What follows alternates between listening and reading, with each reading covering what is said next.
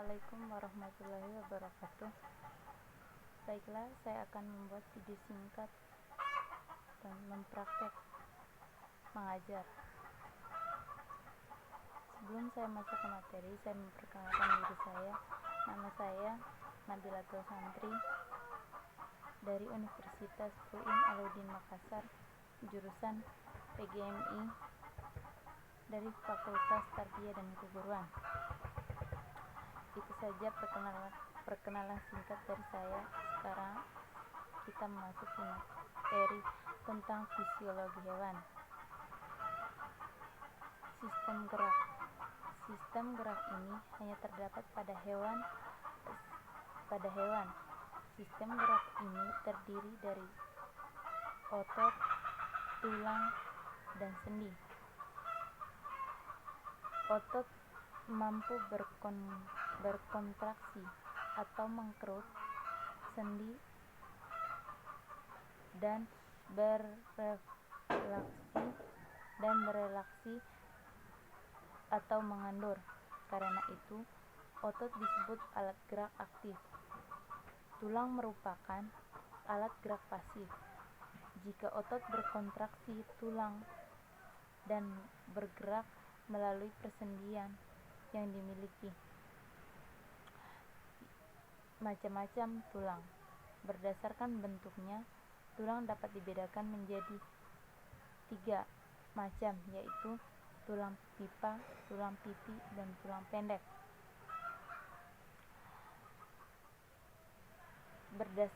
Berdasarkan zat penyusunnya, dibedakan menjadi tulang keras dan tulang rawan. Yang pertama, tulang pipa. Tulang pipa ini disebut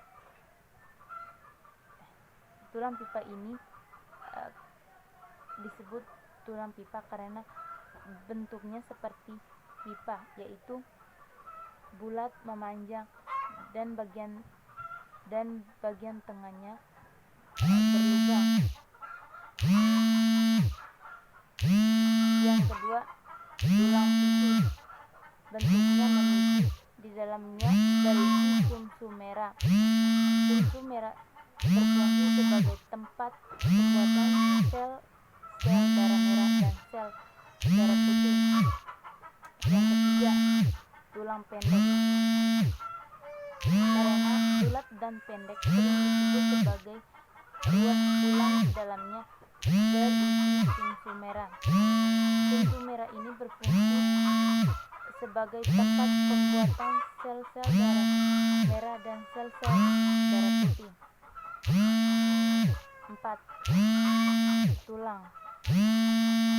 Tulang keras tersusun atas sel-sel yang ruang antar selnya terisi zat kapur dan sedikit parekat, yaitu kolagen. Yang kelima, tulang rawan.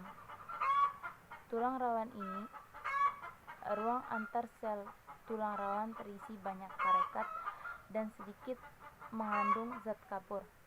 Karena itu, tulang rawan bersifat lentur. Sendi.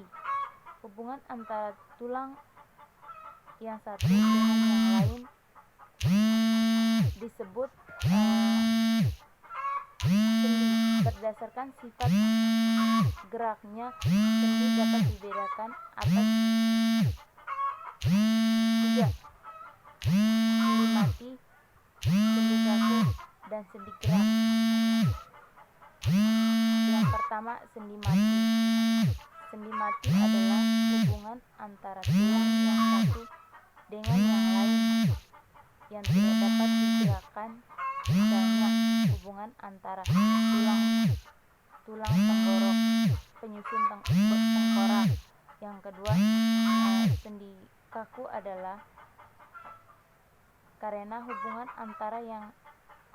antara tulang yang satu dengan yang lain yang hanya dapat digerakkan secara terbatas. Misalnya, hubungan antara tulang-tulang penyusun pergelangan tangan dan pergelangan kaki. Yang ketiga, sendi gerak adalah hubungan antara tulang yang satu dan tulang yang lain kemungkinannya terjadinya gerak tulang disebut secara lebih bebas. Menurut geraknya, sendi gerak dibedakan menjadi 4,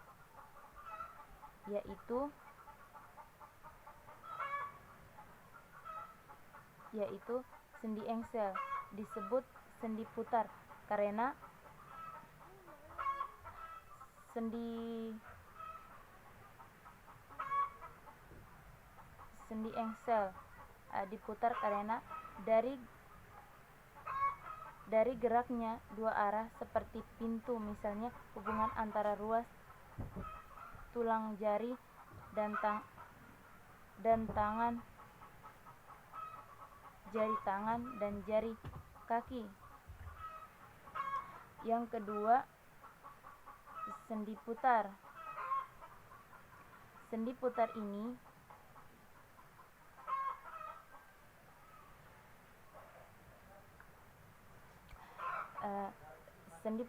disebut sendi putar karena hubungan dua tulang tersebut. Tulang yang satu dapat berputar mengitari tulang yang lain. Misalnya, tulang hubungan antara atlas dan tulang pemutar sehingga kepala kita bergerak dan berputar. Yang ketiga, sandi peluru. Disebut sandi peluru karena hubungan dua tulang tersebut dapat terjadi gerakan tulang ke segala arah. Hal ini disebabkan bagian bogol sendi yang bentuknya seperti bola atau peluru masuk ke dalam cawan sendi dari tulang yang lain. Misalnya, hubungan antara tulang gelang bahu dengan tulang lengan atas, hubungan antara gelang panggul dengan tulang paha. Yang keempat, sandi pelana. Disebut sendi pelana karena dari hubungan dua tulang tersebut, tulang yang satu dapat bergerak kedua arah seperti orang yang naik kuda di atas pelana badan, misalnya tulang tengkorak memberi bentuk wajah. Mungkin itu saja materi yang sempat saya sampaikan, kurangnya dan lebihnya saya mohon maaf. Wabillahi taufiq wal hidayah. Wassalamualaikum warahmatullahi wabarakatuh.